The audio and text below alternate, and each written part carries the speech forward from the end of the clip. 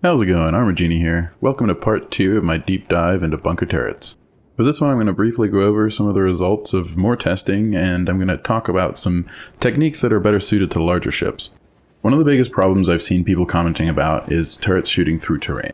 My initial theory is that it was something to do with level of detail and how terrain loads in and out.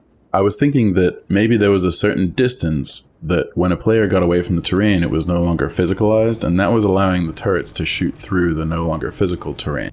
So I did a whole bunch of tests. I parked my ship at various different ranges from the bunker, all within range of the turrets, and then I took a ground vehicle and I parked that at different ranges from the ship so that I knew roughly how far I was from the terrain that was masking the ship. Unfortunately, at all the different ranges I tried, all the way out to about 4 kilometers, I was never able to reliably get the turrets to shoot through the terrain at the ship. Now, it's very possible that I have some observer effect going on here. What I mean by that is the act of me doing this test is actually somehow maybe influencing the test results, so me targeting the ship from 4 kilometers away, which is the only way I can keep an eye on it, is actually somehow keeping the terrain from loading out or something like that.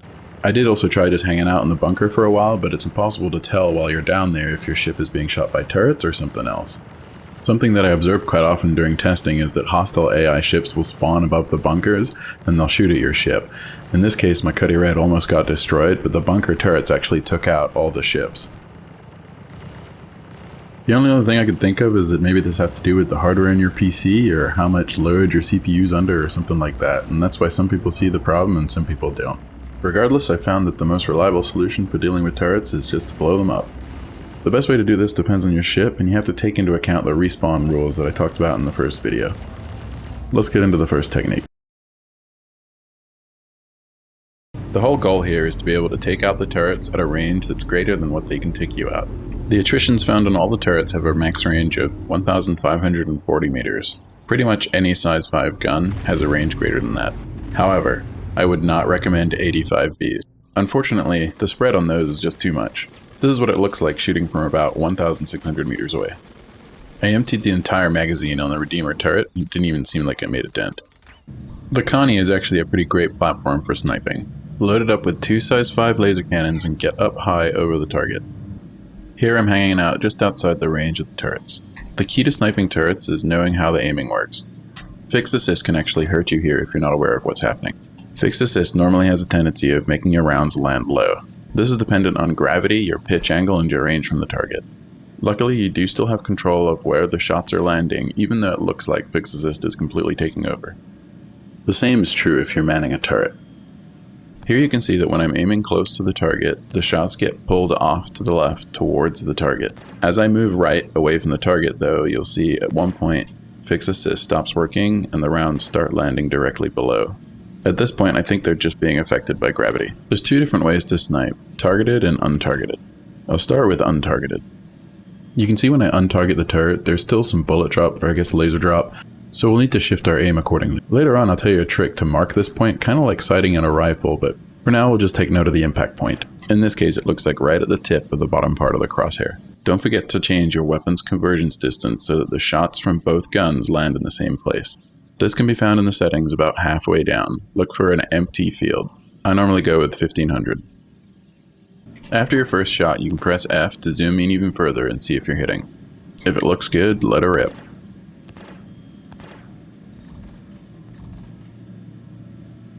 For targeted sniping, it's basically the same procedure. You can see that I have to aim up a little bit more than before, just to account for the fixed assist. I think I prefer this method though because if you have auto zoom on target enabled, you get a much clearer image of what's happening. Also, the fixed assist does help with the left-right accuracy. If you're a perfectionist and you want to land every single shot on target, then there's another sniping method for you. Even with the nerf, the Ares Ion was born for this. Like before, get yourself into position above the target, and then once you're set up outside the range of the turrets on the ground, go ahead and turn on your targeting computer. Now it's just a question of schwacking all the turrets.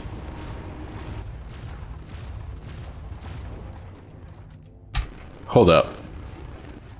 Did I just say targeting computer? I did. Unfortunately, there's no such thing as third citizen just yet, but you can use the advanced camera controls to get something pretty damn close. You can even use a little crosshair to sight in your weapons for different ranges, and this works for any ship. Here's how to do it. First, you'll need to know what your advanced camera controls modifier key is. For me, it's Z. I think by default, it's F4. It's also worth noting that you can save these views for later so that you don't have to reset every time. Other controls to check on are Y offset positive, Y offset negative, and increase and decrease FOV. Mine are up arrow, down arrow, equals, and minus respectively. Those should be all the control settings you need to check. Also, it's worth noting that the way my controls are set up, my joystick controls my pitch and yaw, and my view is controlled by the mouse. I'm not sure if this is possible if you're only controlling your ship with your mouse, but let me know in the comments how it goes for you. The first step is to go into the external view. Then you're going to hold your advanced camera key modifier and press up arrow on the keyboard. This will move your camera forwards, and the idea is to get it to go forwards and through your ship and come out the other side, so you're now pointing out the front of your ship. Once you're pointing out the front of your ship, keep holding your advanced camera key modifier, and you're going to keep tapping the minus key, in my case, which is going to decrease your field of view to the point where you're basically zoomed way in as far as you can get. Now just move the camera so it's pointing roughly in the right direction, in this case at the bunker. It takes a while for me because I have the sensitivity turned way down and make it easier to aim. The trick to make the crosshair appear in the outside view is to hold F and then switch to outside view. You have to keep holding F the whole time, which is kind of annoying, but you can set up a macro or something to hold it for you. Once you have a pointer on the screen, it'll eventually turn into a crosshair. Just go ahead and fire a test round. Take note of the impact point and move the crosshair to your impact point. Now your weapon's sighted. It's important to note that I'm just moving the crosshair, I'm not actually moving the ship when I do this, which is why it's important that your view controls and your ship movement controls are not the same. The cursor position should persist between changing views as long as you don't move the mouse. And that's pretty much all there is to this one. If you're much more of a close-up and personal kind of person, then the next one's for you. This one is hands down my favorite, mostly because it's ridiculous, also because it goes well with Halloween, and it's pretty effective. It's based on the fact that mission turrets will spawn when the player is within 500 meters, not necessarily the ship. For this one, I'm just going to give you a quick overview of what to expect and then let you watch. Make sure you bring a railgun and a wheeled vehicle. You're going to buzz the bunker to get a look at it, then get set up at 2,500 meters out. Coupled, cruise control on, set to 3 meters per second. Zoom in, put your velocity vector on a nice landing zone, put your gear down, and the rest is self-explanatory. I just wish you knew.